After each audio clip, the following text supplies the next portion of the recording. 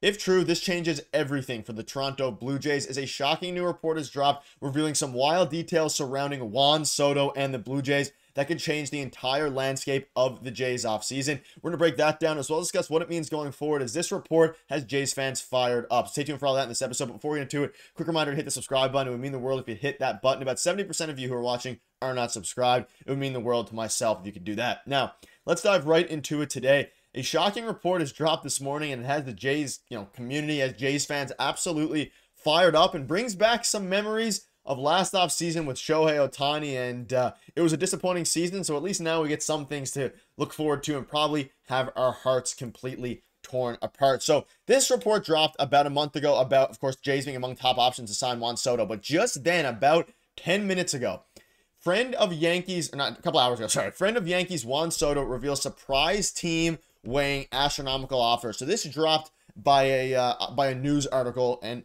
basically this had a bunch of fans, not confused, but interested. Who is this team that is, the friend of Juan Soto said that the surprise team is weighing in?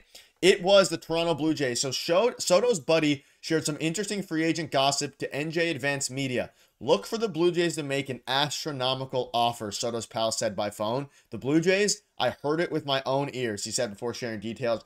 They had money for Ohtani, so why not Soto? Now, again, take this with a pretty big grain of salt here, but basically, the report goes that Juan Soto's buddy shared some free agent gossip, basically saying the Jays are going to make an astronomical offer for the star. And like I showed you there in the first screenshot of the video, we know that Jon Heyman has already come out and linked Blue Jays to Juan Soto. In free agency, they tried to trade for him when he was a part of, before he had traded, of course, to the Yankees. The Jays tried to trade for him. So the Jays are ranked as the 5th most likely spot for Juan Soto. This was a month ago. And we have other reports coming out. The Blue Jays were among top options to sign Yankees star Juan Soto per insider this offseason. So over the past couple months, obviously it's slowed down a bit now as the playoffs are underway, but there's been multiple reporters, different ones, Bob Nightingale, Jon Heyman, other guys as well, linking the Toronto Blue Jays to Juan Soto and saying that they're going to have some serious interest in the superstar.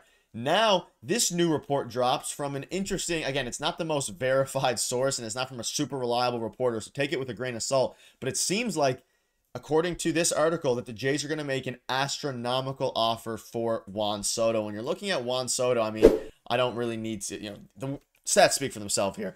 He is currently in the playoffs, obviously, but had one of the best years of his career, 178 OPS plus, a 419 on base percentage, 41 home runs, 109 RBIs. He's only 25 years old, entering his prime, about to be 26. Like, there's words cannot describe how good he is and how much he would change the landscape of the Toronto Blue Jays for the next decade. But the question is, will they be able to actually fork up the money to land Juan Soto? But according to these reports, and that's the interesting part about this now is, again, astronomical offer. They were willing to offer Shohei Ohtani between $600 and $700 million. Now, obviously, the thing with Shohei Ohtani is that he is a generational player like Juan Soto, but he brings an international presence. He generates a ton of revenue for the team. So it was easier to convince ownership in the front office to say, hey, we can go ahead and give that extra bit of money to Shohei Ohtani. But now we're at the point where, according to this report, and again, it's from Soto's buddy, so apparently whether it was on the phone or whatever it is, I'm not entirely sure. No one really knows the truth of what actually happened, but we do know is that, the article dropped it, and they wouldn't drop this if they didn't have some sort of inside information here. So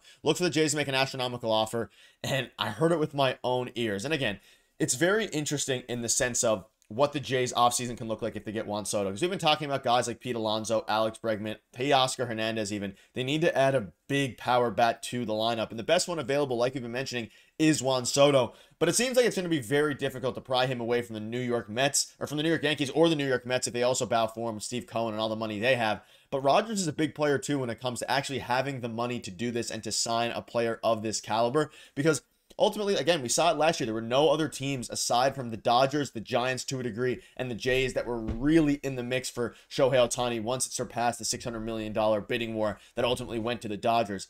Now, the Jays are in a position to do the exact same thing to win over fans. And we also have to think, if you're Ross Atkins, if you're Mark Shapiro, they're at the point now where this is a turning point for them. Vladdy's a pending free agent. Bichette's a pending free agent, both after next year, of course.